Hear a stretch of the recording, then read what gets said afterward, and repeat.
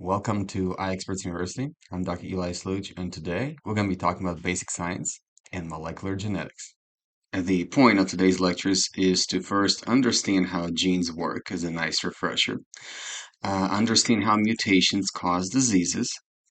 We'll also touch on mitochondrial diseases, which are not part of our normal genome, but mitochondria are part of us, and if they get sick, we get sick. And we'll also talk about gene therapy and other ways to edit genes. In our DNA, genes are made from introns and exons. Exons are the part of the gene that will become the final protein product and kind of represents the main gene.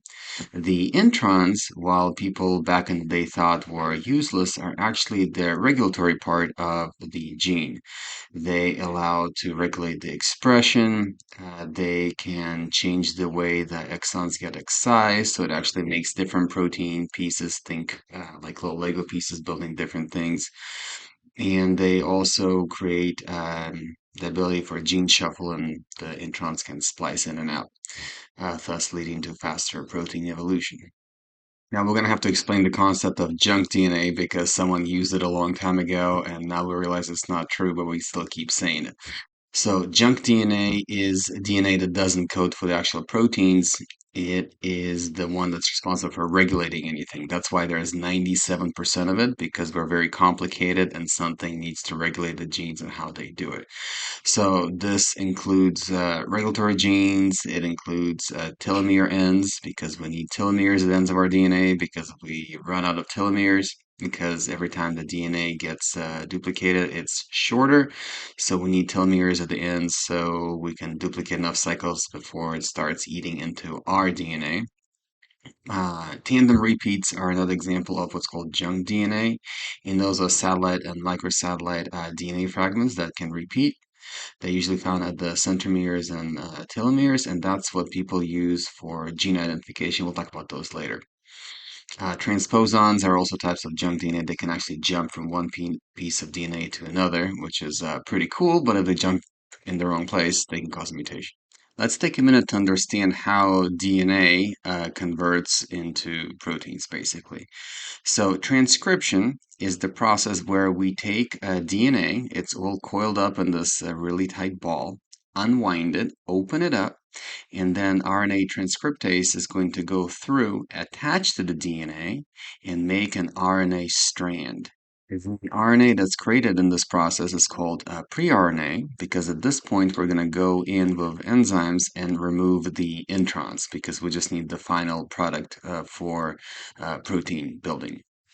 Now that we have our RNA, we're going to use it to actually build the proteins and use it as a blueprint map. The way it works is the RNA has a base pairs. Each set of 3 base pairs represents a codon, which by Corona many years ago, through extensive research, found that a codon corresponds to a specific amino acid. There's 20 amino acids, but there's more codons. So some of them represent stop codons, some of them are duplicates, and some of them represent start codons. Now, if you look at the RNA, you will notice that it's in groups of 3, this diagram at the bottom. Now, if something happens to that RNA, it can deactivate. So, for example, if you have a mutation that changes the start codon to something else, the transcription will never start. If you insert one base pair, because they're in groups of 3, it's going to cause a frame shift mutation where all the base pairs are going to be off at this point. If you have a mutation where a codon mutates into a stop codon, your protein will be truncated prematurely and most likely will not work. Or you can have a silent mutation because some of the codons are redundant. If you change one codon for valine to another codon that also codes for valine, it doesn't really matter. No one's going to notice. Transcription factors are proteins that have DNA binding domains, which means they have pieces of them that can attach to DNA, and they regulate how genes are expressed by altering the mRNA production. There's 4 main types. We just need to know that there's 4 main types. So as mentioned previously, the introns need to be spliced out before we make the protein product because we just don't need those codons because they're not coding for the correct thing. So what happens is this spliceosome complex, which is this big glob of RNA and proteins that forms, and it essentially pinches off this lariat or the loop structure, and then binds the two exon complexes together to make final RNA. If you can imagine when you're cutting something, you can make errors. So about 15% of disease-causing mutations actually cause gene splicing errors. Now, what can happen? So we can skip some exons if there's a splicing mutation and we just cut out the exon with the intron. That's not good. If we leave the intron in and forget to splice it out, that's also not good. There's a bunch of garbage material which can also cause frame shift mutations. There can be cryptic splice mutations where the nearby sequence mimics a splice site and which can cause this like an aberrant mRNA. As an example of all these mutations is like RP. Alternate splicing is pretty cool. So as we talked about before, when we splice out the introns, we can splice out different things so we can combine our Legos in different ways to build different things. So one gene can actually form different proteins. This is usually more tissue specific, but different tissues have different promoters which regulate the gene splicing. And you can actually make different proteins from the same gene. So you can have 20,000 genes, but you can build over 100,000 proteins. So it turns out we don't need all the genes turned on at the same time. So the body has a way to regulate them. So methylation is a process where pieces of DNA that are not needed get methylated. That is a methyl group added to the cytidine or adenine DNA base pairs. This causes the DNA to be turned off and not active during transcription, thus helping regulate which DNA is used. Now, as we know, women have two X chromosomes. Now, what happens is we can't have both chromosomes turned on at the same time because that would be way too much genes. That's double the dose. So, what the body does is it actually goes in and turns off one of them. This is the process called lionization, named after Mary Lyons. And this forms the bar body in the human somatic or body cells. So you will actually see in females that they have this kind of clump in the nucleus, and that's where the X chromosome got condensed into this little ball and has been completely deactivated. Now, this is random, so you can actually get mosaic patterns in women depending on which bar body got deactivated. Genomic imprinting is the consequence of turning off genes on different chromosomes. It turns out it actually is important which parent contributed what chromosome and can actually lead to different diseases. So you can have the same deletion, but the consequence will be different, and that's because of the methylation pattern. So, for instance, if you have Prader-Willi syndrome, where you have a deletion on the paternal chromosome, you get Prader-Willi syndrome, which is on the left side, where you have, again, mental retardation, large body habitus. Or if it's a deletion of the maternal chromosome, also same place, same chromosome 15, you actually get Angelman syndrome. You still get the mental retardation, but it's of a different type. Those people are typically very social, very friendly, and they don't get the hyperphagia that you get with Prader-Willi. We have learned that even a small change in DNA can have drastic effects in our genome. So why are we still alive and why do we have two arms and two legs mostly? And that is because our body, despite being fragile and being attacked by chemicals and radiation, has mechanisms to repair the DNA. We lose over 10,000 base pairs per day from just spontaneous breakdowns at just regular body temperature. We can get cancer from it, but we don't all get cancer. We don't get it immediately because we fix things. So there's two ways to fix it. Number one is excision repair, and we just take out a bad segment build a new one because you remember DNA is two parallel strands. If one side of the strand is bad, we take it out and we just rebuild it using the new one as a template. No harm done. Or we can get a mismatch repair, and that's if we see that in a DNA, we have one of the base pairs, it's not correct, it's sticking out, they're not pairing because you need to have either a TA or a GC pair. If one of them mismatched, the body knows that one of them is wrong, so it can go in and try to correct it. Now, sometimes it accurately identifies that that one is wrong, but sometimes it doesn't, and the mutation stays. P53 is the guardian of the genome and is a very important protein that keeps us from getting cancer, basically. So, whenever there's damage, P53 levels increase, and P53 can then do several things depending on what's happening. So, we can, one, just inhibit DNA replication. We can say, you know what, it's probably too much damage in this DNA, this cell should start reproducing, and leave it at that. If there is slight damage, then we will just arrest the cell cycle, which means just let's just pause and let's try to do repairs. If there is severe damage, then the level 53 keeps going up, and this actually triggers apoptosis, which is destruction of the cell using the Bax gene profile. If we don't have P53, however, no one is there to help us. So cancer cells can go awry and you can have a lot of tumorigenesis. So Li-Fraumeni syndrome is you have a damaged copy of P53. You have two, so you're heterozygous. You don't get cancer immediately, but those people have a very high risk of cancer and they usually get it very early in age just because there's just not enough P53 to go around. Let's just take a minute to talk about the different ways you can stop a cell during DNA repair.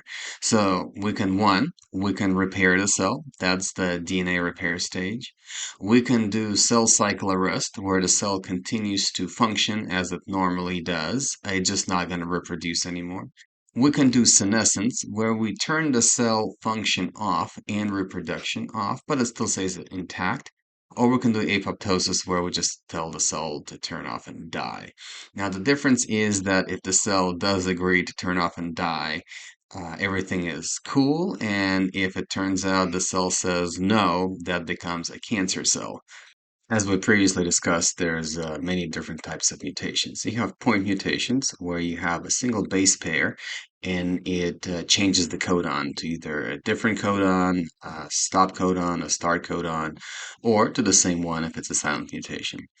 There is insertion or deletion. That means you get an extra RNA base pair in there. And that causes a frame shift as long as it's not an insertion of three. If it's an insertion of three base pairs, then you just get an extra one. But if it's not a multiple of three, then you get a frame shift. So it totally messes everything up. There's inversions, duplications, translocations. So inversions is the RNA inserts upside down, basically, so it reads the wrong way. Duplications when you have two RNAs in a row, like an extra duplicate exon, so you get a duplication. Or you can get a translocation where the exon is in the wrong place, so the thing gets totally rearranged if it's not supposed to. So you can get a gain of function mutation, which is when you build up extra stuff. That's the most common for autosomal dominant, so we're kind of doing extra things we're not supposed to. And you can get a silent mutation where nothing really changed, or you can get a null mutation, which means the damage is so bad that, like a frameshift mutation, that the gene product cannot be produced anymore. So DNA polymorphisms are variations in the DNA that is seen more than 1% of the population. So basically, if it's less than 1%, then that's just a random mutation, but polymorphisms are somewhat, by definition, somewhat frequent because they happen to be at least greater than 1%. Now, sometimes they don't do anything. Sometimes we can use it to identify people, and it again causes genetic uniqueness. And sometimes they can also be associated with diseases. Those are disease-associated polymorphisms. So, as an example, there's a variants of the tiger mycilin gene that are associated with open-angle glaucoma. They don't necessarily cause opening glaucoma, but the polymorphisms with the myope gene are having a higher chance that glaucoma may be present. There's two types of genes that can cause cancer.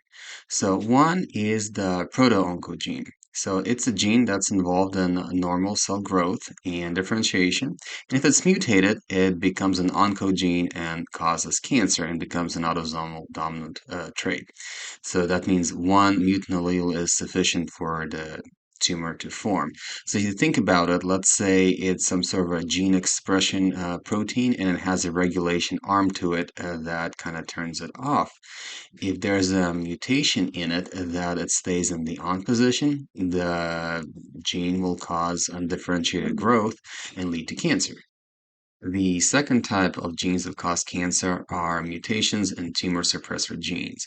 So, tumor suppressor genes like P53 are genes that prevent us from getting cancer and try to do DNA repair.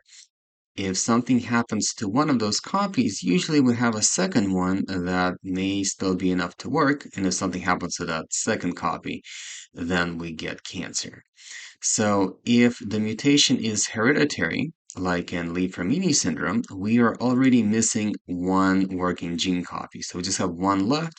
So the chances of something bad happening to it are pretty high. So usually you can get cancer.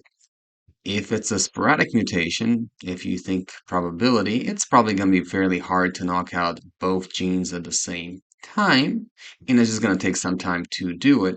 So that's why if you have a sporadic mutation in both genes, it usually tends to be later on in life, just probability wise. Another example of this in ophthalmology is retinoblastoma. So if you have a spontaneous mutation in the RB genes on both sides, you get retinoblastoma in one eye. And we know retinoblastoma is rare, so it takes time to get it. Versus if you had a hereditary mutation in retinoblastoma, you already have one copy, so the chances of the other one breaking down are pretty high. So that's why when it's hereditary, it tends to be more bilateral.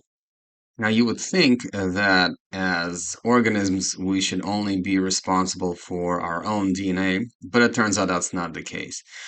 Our eukaryotic cells are very reliant on mitochondria, which are bacterial cells that we basically absorbed a long time ago for ATP production, and now they stay with us forever.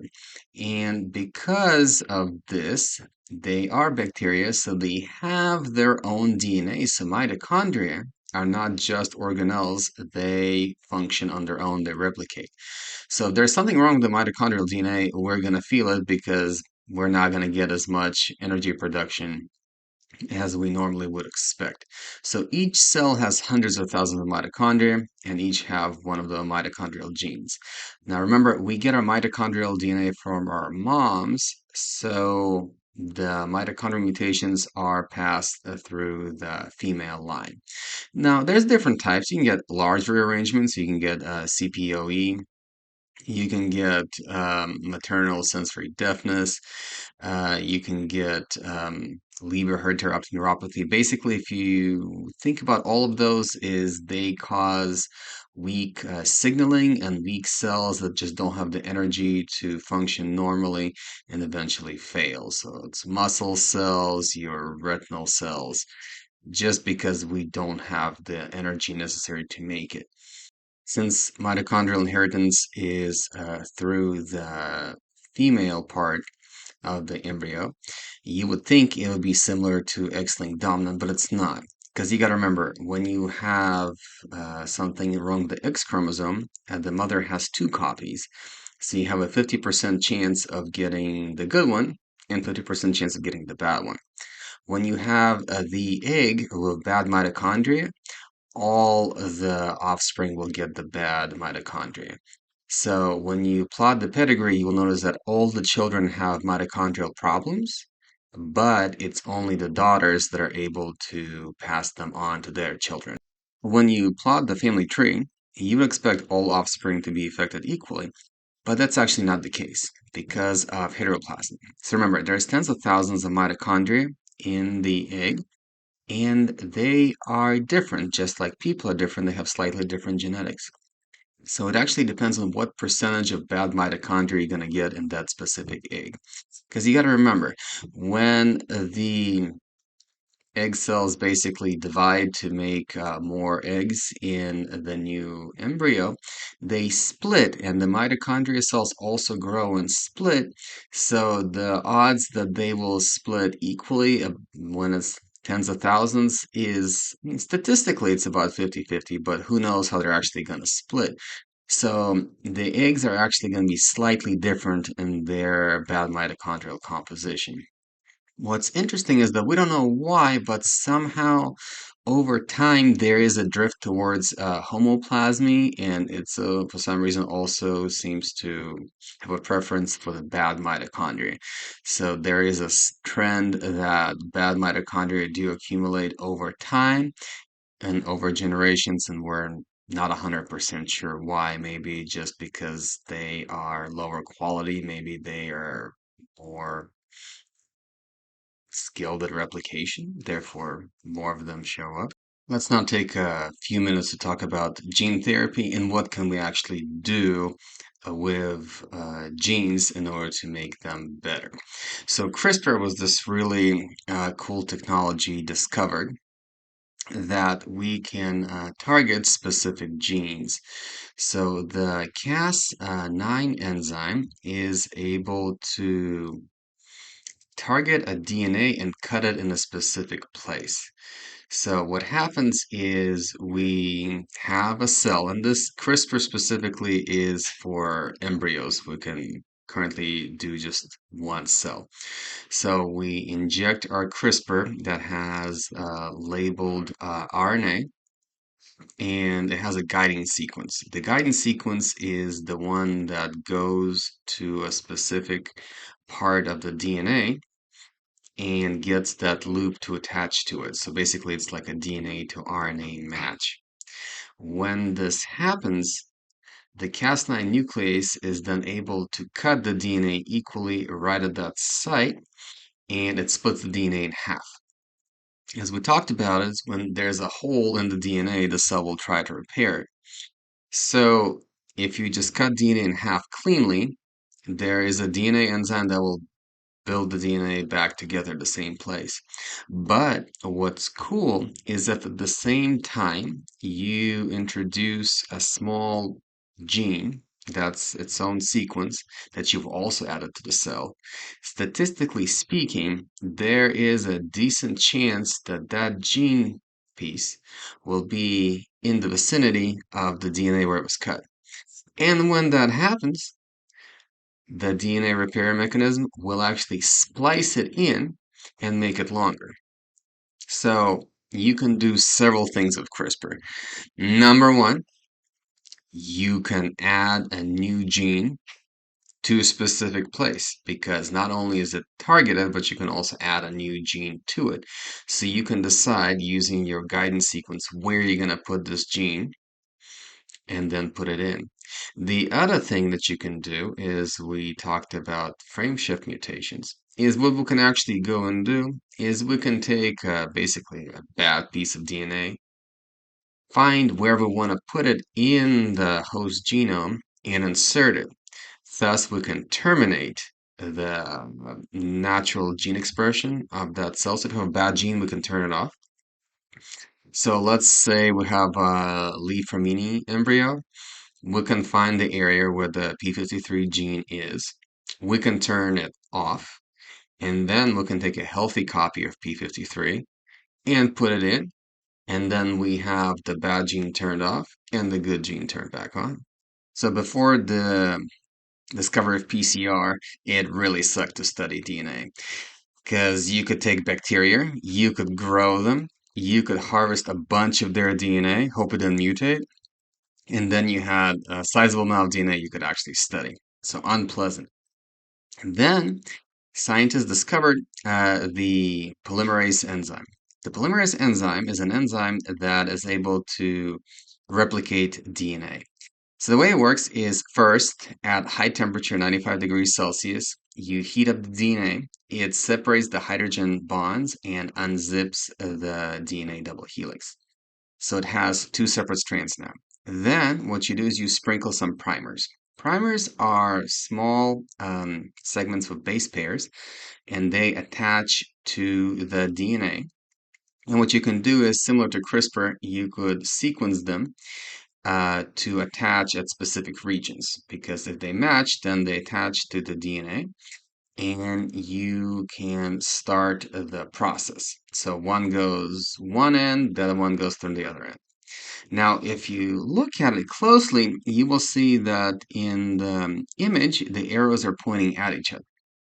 So it has a start but doesn't have a stop. But the other one has basically an end start but no beginning stop. So what happens is if you do multiple cycles of it, you can actually isolate a specific DNA strand because you actually do define a start and a stop. Now, the PCR works by cycles. So every time you do a PCR cycle, you double the amount of DNA. And it worked pretty well, but because of the high temperature, you had to increase the amount of enzyme because the enzyme would denature. But scientists found that in the hot springs, there's bacteria that live there and they had a polymerase enzyme. So modern PCR actually uses a high temperature polymerase enzyme.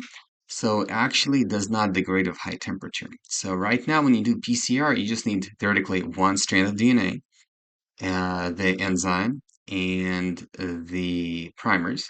And when you mix it in a tube, you put it in a PCR generator, which is just basically a heater that changes the heat cycles. And you keep cycling 95 to open the DNA, cool it down to 55 to get the primers to attach, and then 72 to activate the hot springs polymerase attack enzyme to copy the DNA. And then every time you run a cycle, your DNA doubles. So if you do a sizable cycle of like 20, 30 times, you have a bunch of DNA to work with. The other important concepts for gene therapy is, again, why is it not working? So one is haploinsufficiency, which means that one normal copy is not enough. So when we do replacements, we ideally want to replace both genes. That's why CRISPR is so good for this purpose. Now, the second one is the dominant negative effect, which means that the bad protein that is there is causing problems. So replacing the gene is also not sufficient. You also got rid of the bad one. So when you replace your genes, what you want to do is you want to knock down the bad one and replace the good one. Hence why CRISPR, again, is, in my opinion, better than adenovirus. However, as you remember, the problem is that you can do it, but CRISPR is good for embryos. It cannot do it with people at this point. Now, when we think of gene therapy, we typically think of a person has been born already and they have bad genes. As we talk about CRISPR, that's not an embryo anymore. So we're trying to treat something on a whole body scale, a whole organ scale, maybe a specific tissue scale, but a large scale. We're talking about a large number of cells. So for that, we use an adenoviral vector. So adenovirus is a double-stranded DNA virus that actually naturally inserts its gene into our cells. So what scientists figured out is that we can piggyback on that system. So for gene therapy for the adenoviral vectors is you take the gene you want to add, and you add it to that viral vector, and then you infect the cell with it. This cell uptakes that virus. The virus goes into the nucleus, and the DNA attaches to the host genome. Therefore, when that happens, we replace a non-functioning gene with a functioning gene. So that is how Luxturna, one of the gene therapies for RP works, is we put the gene back. Now, the problem is multifactorial. Number one, adenovirus infects cells randomly. So unlike CRISPR, you can't tell to insert the gene specifically where you want it. It just infects it wherever you want to. So when you inject it into the eye, at least most of the virus stays in the eye. But if you say inject it into the bloodstream, it's gonna go everywhere. Because it inserts randomly, as we talked about it, if the adenovirus just probability-wise inserts itself somewhere near a proto-oncogene or a tumor suppressor gene, it can turn the bad gene on or it can turn the good genes off and cause cancer. It can also randomly turn off some other genes that we want, and it just randomly just butted its way in and it's sitting there. So while it's cool and it is helpful, there are limitations. The other thing you got to think about is that gene therapy is after the embryo is developed and it's functioning.